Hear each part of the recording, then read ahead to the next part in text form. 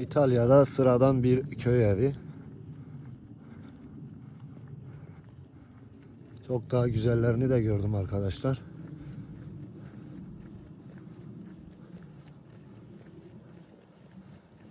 Bahçesi böyle.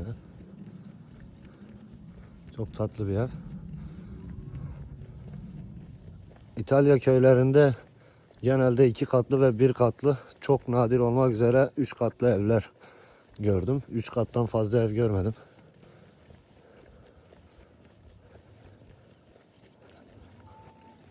İtalya'da köy hayatı gerçekten muazzam görünüyor.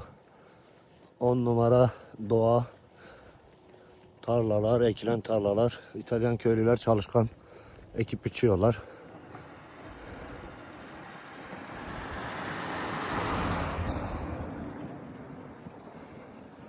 Öyle.